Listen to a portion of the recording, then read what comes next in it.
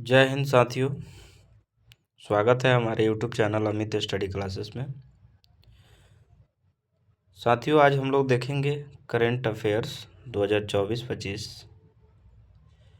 साथ ही साथ मैं आपको बता दूं कि इसमें जितने भी क्वेश्चन हैं सबका आंसर मिलेगा और साथ ही साथ हर सवाल का मैंने प्रॉपर नोट्स बनाया है ताकि सारे सवालों को आप डिटेल में जान सके कि वो क्यों होता है, क्या होता है, इसी दिन क्यों होता है, उसी दिन क्यों बनाया जाता है। जैसे कि एक सवाल है, हर साल राष्ट्रीय डाक दिवस किस दिन मनाया जाता है? ऑप्शन है हमारा 9 अक्टूबर, 10 अक्टूबर, 11 अक्टूबर और 12 अक्टूबर। तो दोस्तों, इसका सही आंसर है हमारा ऑप्शन नंबर बी, 10 अक्टूबर। अब चलिए जानते हैं कि ये 10 अक्टूबर को ही क्यों मनाया जाता है। आइए देखते हैं। भारत में हर साल 10 अक्टूबर को राष्ट्रीय डाक दिवस मनाया जाता है। यह दिन भारतीय डाक सेवा और इसे देश को जोड़ने में इनकी भूमिका का सम्मान करता है। यह 10 अक्टूबर 1854 को ईस्ट इंडिया कंपनी द्वारा सेवा की स्थापना की स्मृति में मनाया जाता है। भारतीय डाक सेवा विश्व के सबसे बड़े नेटवर्क में से एक बन गई है। यह साधारण मेल डिलीवरी से बढ़कर देश भर में लाखों लोगों को विभिन्न सेवाएं प्रदान करने तक विकसित हो गई है। ठीक है। अब अगला सवाल है, हाल ही में किस देश ने ताइवान के खिलाफ एनाकोंडा रणनीति का उपयोग किया है? ऑप्शन है इजराइल, ऑस्ट्रेलिया, रूस, चीन। चलिए इसका आंसर देखते हैं। तो इसका आंसर है दोस्तों ऑप्शन नंबर डी, चीन। साथ ही साथ जानते हैं कि ये चीन जो है ताइवान के खिलाफ एनाकोंडा रणनीति का उपयोग क्यों कर रहे हैं। तो चलिए जानते हैं। ताइवान की नौसेना का दावा है कि चीन की सेना द्वीप के खिलाफ एनाकोंडा रणनीति का उपयोग कर रही है। यह रणनीति यूनियन जनरल विनफील्ड स्कॉट की गृह युद्ध योजना से प्रेरित है, जो दुश्मन को एनाकोंडा की तरह घेरने का प्रयास करती है।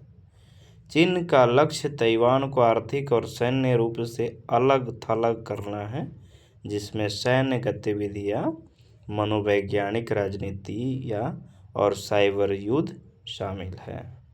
इसका उद्देश्य बिना प्रत्यक्ष आक्रमण के ताइवान को आत्मसमर्पण करने के लिए मजबूर करना है।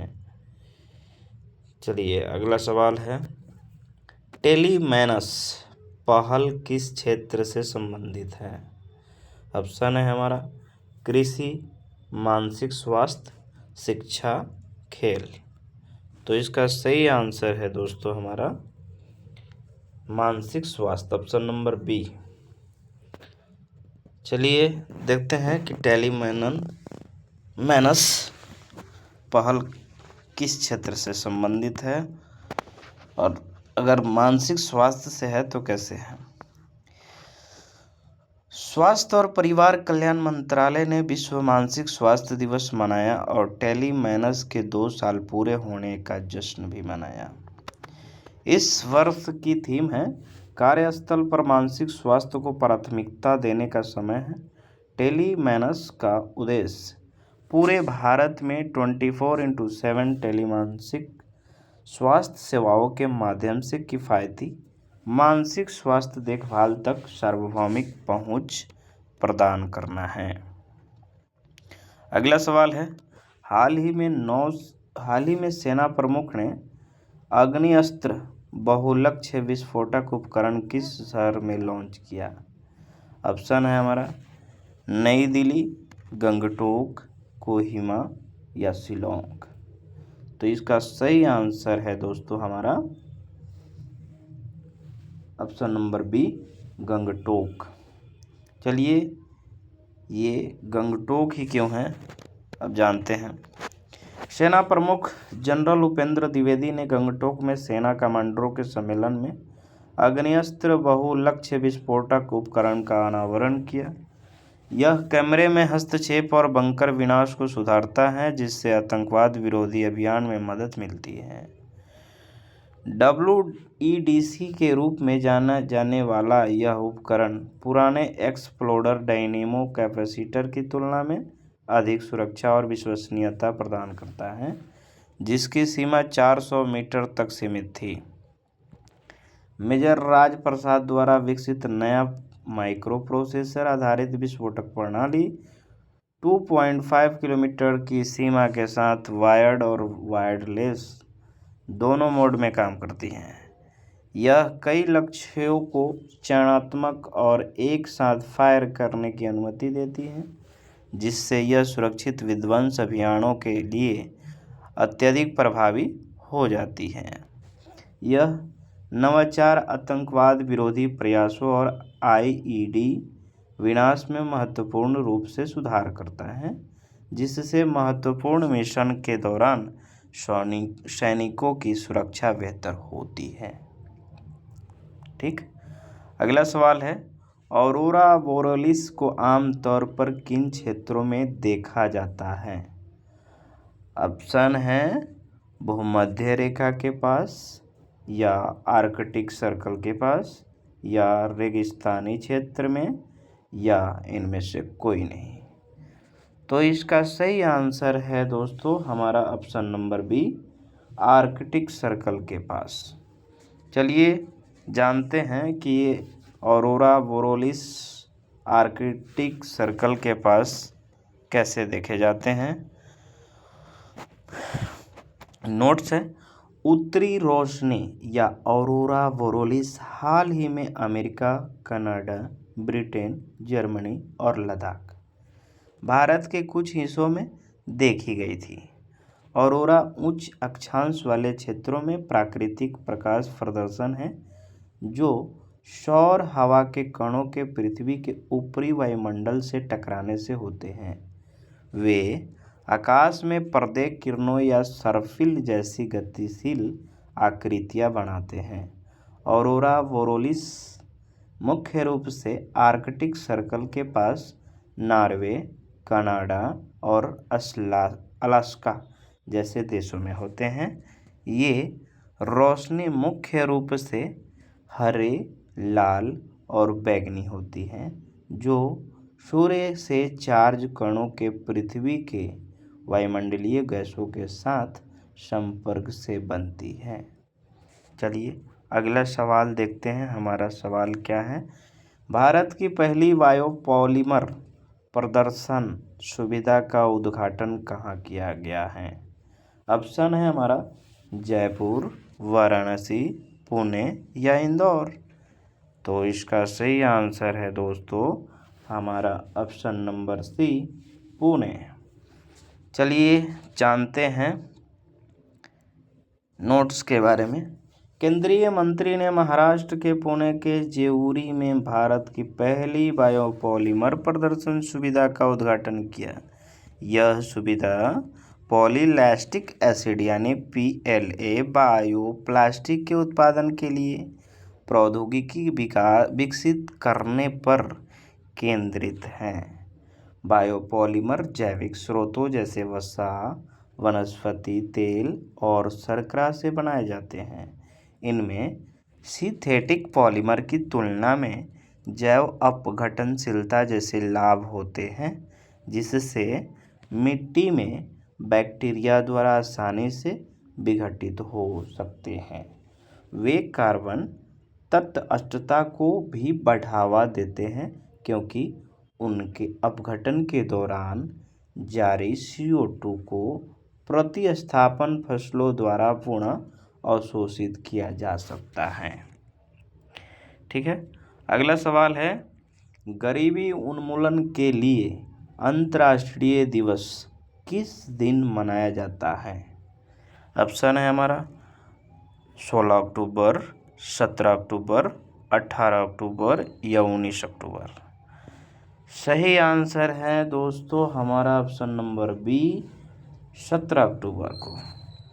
अब चलिए देखते हैं कि गरीबी उन्मूलन के लिए अंतर्राष्ट्रीय दिवस 17 अक्टूबर को ही मनाया जाता है। ये कैसे, देखते हैं। गरीबी उन्मूलन के लिए अंतर्राष्ट्रीय दिवस हर साल 17 अक्टूबर को मनाया जाता है। इसका उद्देश्य गरीबी को सभी रूपों में समाप्त करने की आवश्यकता के बारे में जागरूकता बढ़ाना है। यह दिन एक अधिक न्यायपूर्ण, समावेशी और समान विश्व बनाने के प्रयासों को प्रोत्साहित करता है। विशेष ध्यान अत्यधिक गरीबी में रहने वाले लोगों पर दिया जाता है। चलिए अगला सवाल है, इंडो तुर्की फ्रेंडशिप एसोसिएशन की शुरुआत किस शहर में की गई है? ऑप्शन है मुंबई, हैदराबाद, चेन्नई, कोलकाता। तो इसका सही आंसर है दोस्तों ऑप्शन नंबर बी, हैदराबाद। चलिए जानते हैं ये हैदराबाद जो शहर में इंडो तुर्की फ्रेंडशिप एसोसिएशन की शुरुआत कैसे हुई। भारत तुर्की संबंधों को मजबूत करने के लिए इंडो तुर्की फ्रेंडशिप एसोसिएशन यानी ITAF की शुरुआत 16 अक्टूबर 2024 को हैदराबाद में हुई। ITFA का उद्देश्य अर्थव्यवस्था, व्यापार, संस्कृति, पर्यटन, विज्ञान, प्रौद्योगिकी और शिक्षा में सहयोग बढ़ाना है। इसका एक प्रमुख लक्ष्य हैदराबाद को तुर्की पर्यटकों के लिए एक प्रमुख गंतव्य के रूप में बढ़ावा देना है। यह लॉन्च हैदराबाद के निजामों के 300 साल और ओटोमन सल्तनत के उन्मूलन के 100 साल जैसे महत्वपूर्ण ऐतिहासिक मील के पत्थर के साथ मेल खाता है। इस पहल से दोनों देशों के बीच कई क्षेत्रों में द्विपक्षीय संबंधों को बढ़ावा मिलने की उम्मीद है।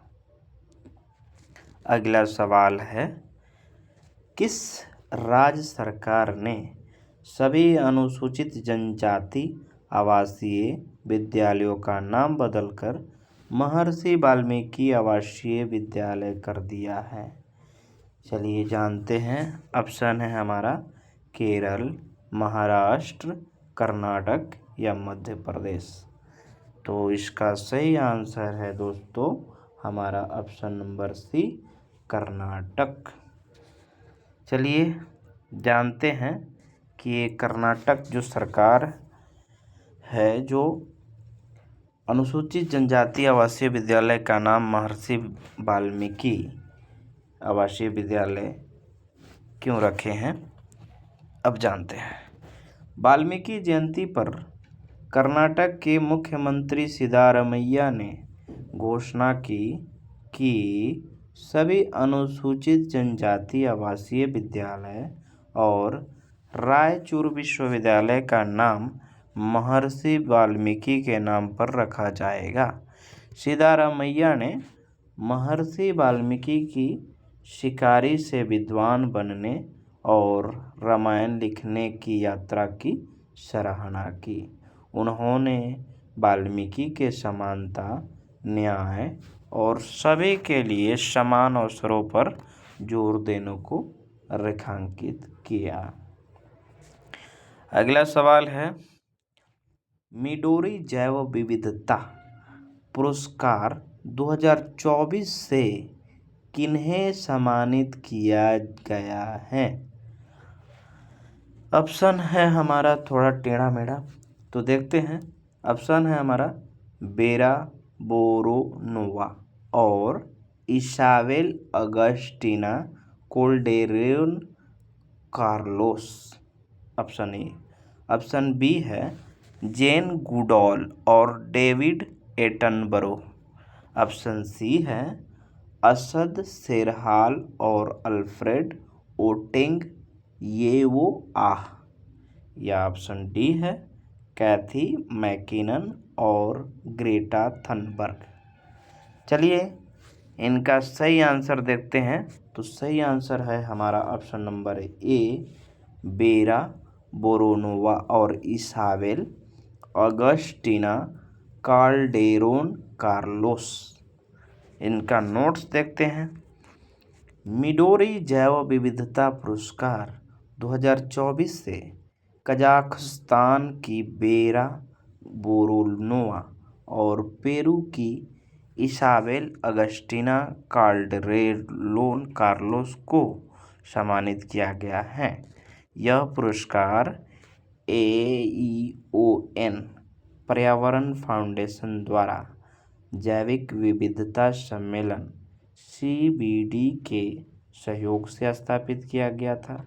यह पुरस्कार व्यक्तियों को जैव विविधता संरक्षण और स्थिरता में उनके महत्वपूर्ण योगदान के लिए मान्यता देती है। यह पुरस्कार द्विवार्षिक रूप से हर 2 साल में दिया जाता है। अगला सवाल है वालोंग की लड़ाई जो खबरों में देखी गई थी किस युद्ध का हिस्सा थी? ऑप्शन है ऑप्शन ए है 1971 का भारत पाक युद्ध। ऑप्शन बी 1962 का भारत चीन युद्ध।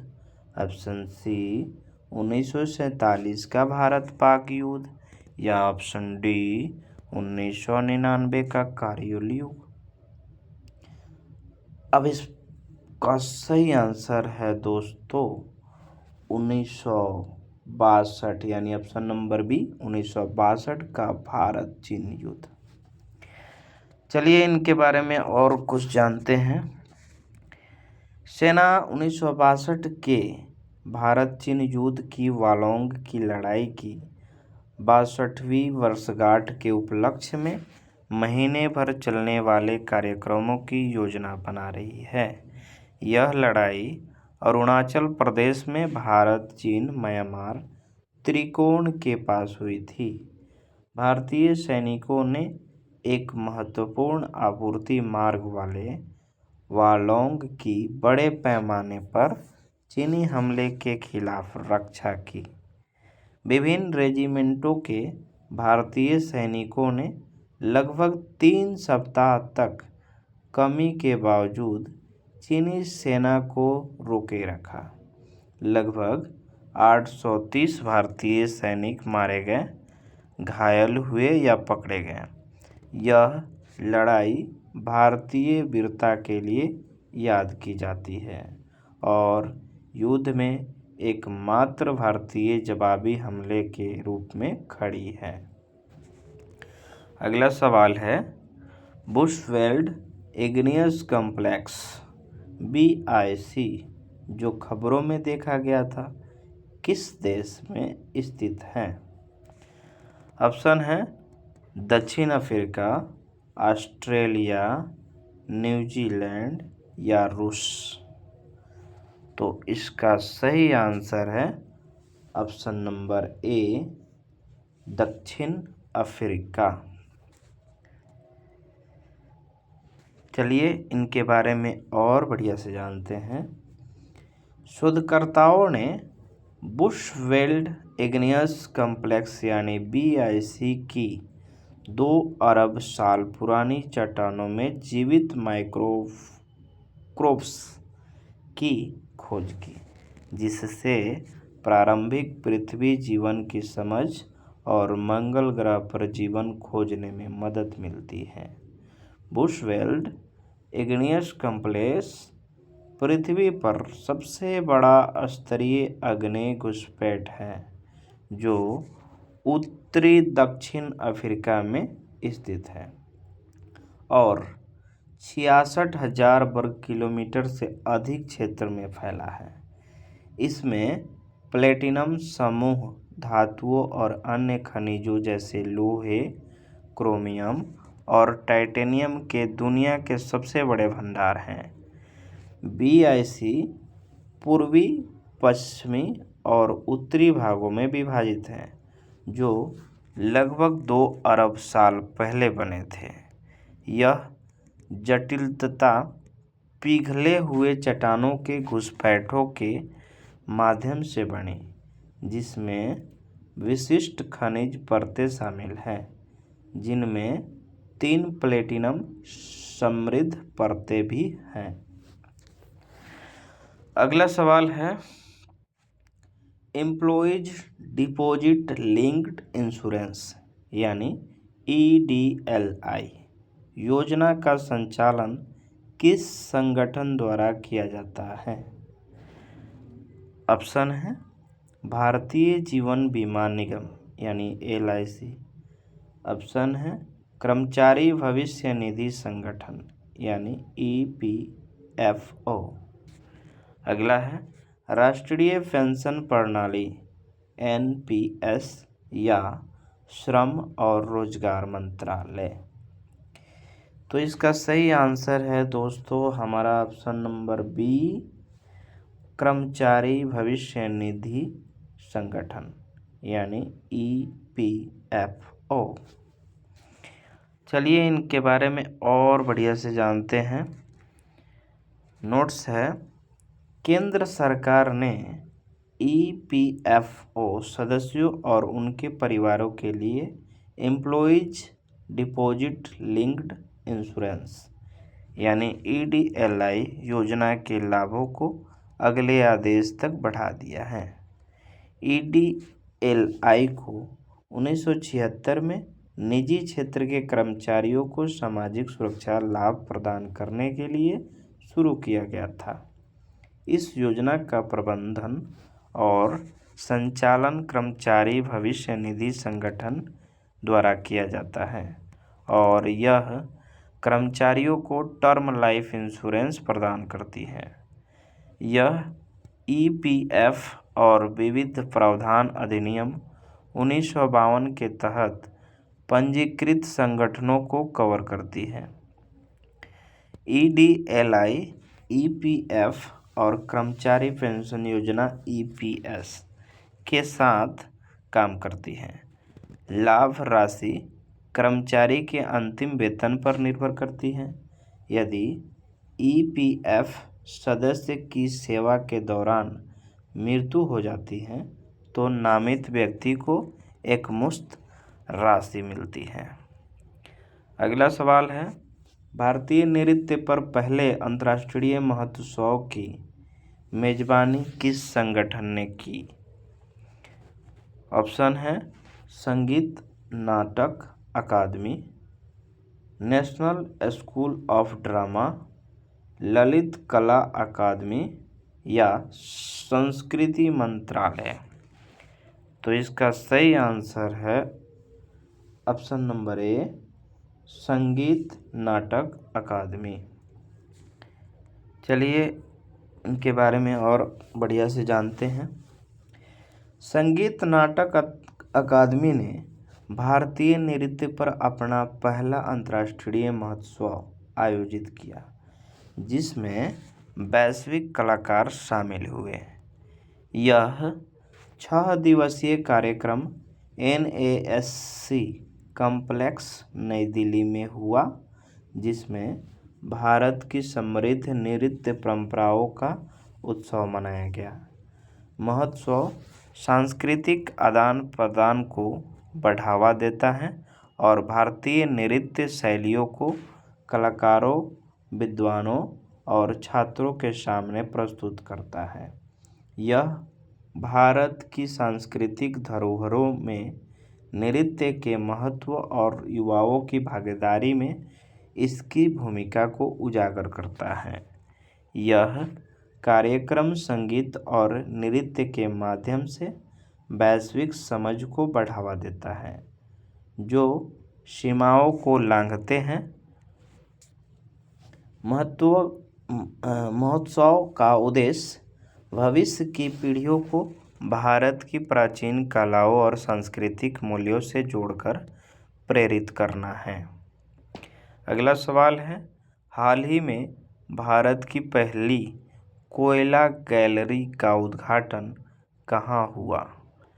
ऑप्शन है नेहरू साइंस सेंटर महाराष्ट्र, या नेशनल साइंस सेंटर नई दिल्ली, या रीजनल साइंस सेंटर भोपाल, या धारवाड़ साइंस सेंटर कर्नाटक।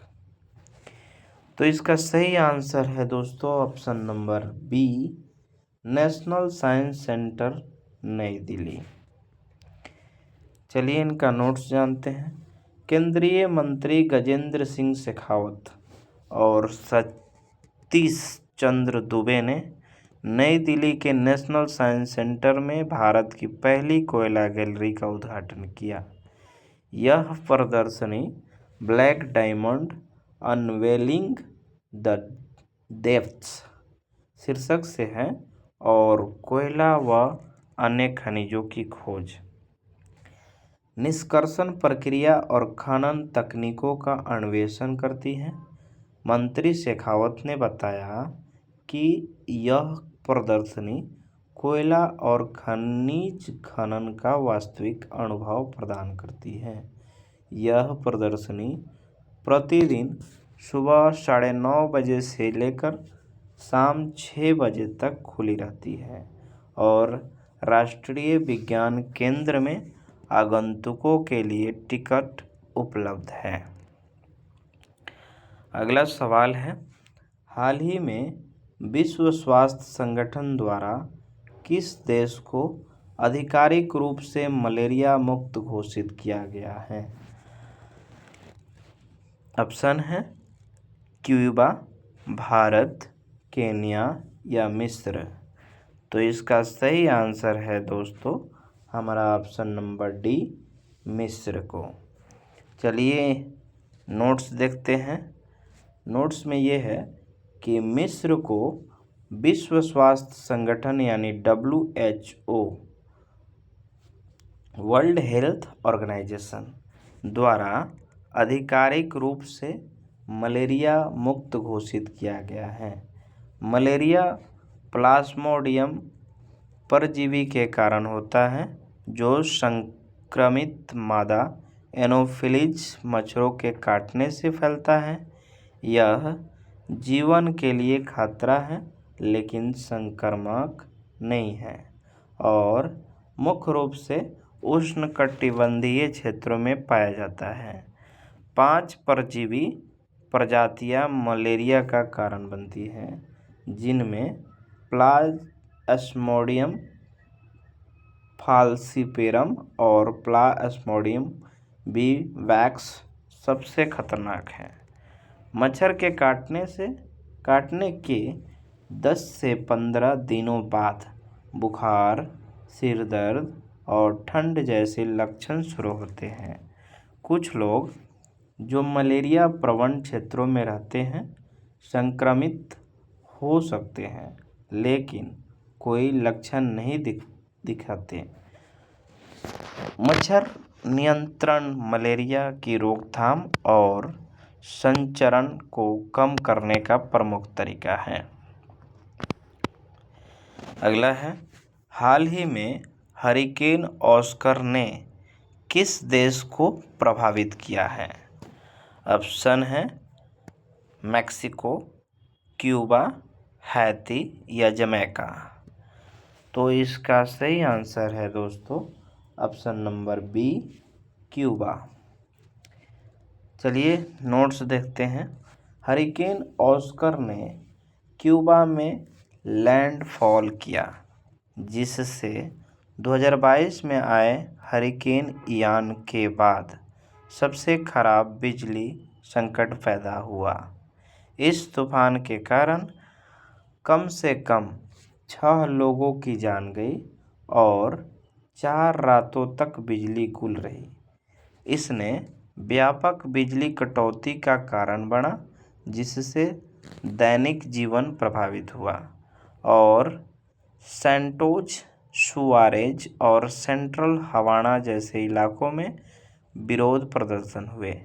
बिजली गुल होने से परिवारों को भारी नुकसान हुआ, जिससे प्राकृतिक आपदाओं के बाद क्यूबा की जनता की लगातार चल रही मुश्किलें उजागर हुई। अगला सवाल है, हर साल संयुक्त राष्ट्र दिवस किस दिन मनाया जाता है? ऑप्शन है 22 अक्टूबर, 23 अक्टूबर, 24 अक्टूबर या 25 अक्टूबर। तो इसका सही आंसर है दोस्तों ऑप्शन नंबर सी, 24 अक्टूबर को। नोट्स है, संयुक्त राष्ट्र दिवस 24 अक्टूबर को मनाया जाता है, जो 1945 में संयुक्त राष्ट्र की स्थापना का प्रतीक है। संयुक्त राष्ट्र चार्टर को अधिकांश हस्ताक्षरकर्ताओं ने अनुमोदित किया था, जिसमें सुरक्षा परिषद के 5 अस्थायी सदस्य भी शामिल थे। संयुक्त राष्ट्र विश्व बैंक और WHO जैसी विशेष संगठनों के माध्यम से अंतर्राष्ट्रीय शांति और एक न्याय संगत दुनिया को बढ़ावा देता है। पहली संयुक्त राष्ट्र सम्मेलन 1945 में सैन फ्रांसिस्को में आयोजित हुई थी, जिससे संयुक्त राष्ट्र चार्टर की पुष्टि हुई। सन 1971 में संयुक्त राष्ट्र महासभा ने संयुक्त राष्ट्र दिवस को सार्वजनिक अवकाश के रूप में मनाने की सिफारिश की। अगला सवाल है, वैश्विक प्रकृति संरक्षण सूचकांक 2024 में भारत की रैंक क्या है? ऑप्शन है 165वां, 174वां, 176वां, 184वां। सही आंसर है दोस्तों हमारा 176वें, ऑप्शन नंबर सी। नोट्स है, भारत 2024 के वैश्विक प्रकृति संरक्षण सूचकांक में 176वें स्थान पर है, जिसका स्कोर 45.5 है और यह इसे 5 सबसे खराब प्रदर्शन करने वालों में रखता है। बेन गुरियन विश्वविद्यालय और biodb.com द्वारा विकसित प्रकृति संरक्षण सूचकांक NCI भूमि प्रबंधन, जैव विविधता खतरों, शासन और भविष्य के संरक्षण प्रवृत्तियों का आकलन करता है। भारत में कीटनाशकों का अधिक उपयोग और मिट्टी प्रदूषण मृदा स्वास्थ्य को प्रभावित करता है, जिसका नाइट्रोजन स्थिरता सूचकांक 0.77 है। समुद्री संरक्षण में सुधार की आवश्यकता है, क्योंकि केवल 0.2% राष्ट्रीय जलमार्ग सुरक्षित हैं और भारत के EEZ में कोई क्षेत्र नहीं है। महत्वपूर्ण जैव विविधता जोखिमों में आवास हानि, जलवायु परिवर्तन, वनों की कटाई और अवैध वन्यजीव व्यापार शामिल है। सतत विकास के लिए मजबूत राजनीतिक कार्रवाई और संरक्षण कानून आवश्यक हैं। अगला सवाल है, हाल ही में 8वां उत्तराखंड वर्ल्ड फेस्टिवल कहाँ आयोजित किया गया था? ऑप्शन है बेनोग वाइल्ड लाइफ सेंचुरीज, सोन नदी वाइल्ड लाइफ सेंचुरीज या नंधौर-विनसर वाइल्ड लाइफ सेंचुरी या अष्टकोट वाइल्ड लाइफ सेंचुरी। तो इसका सही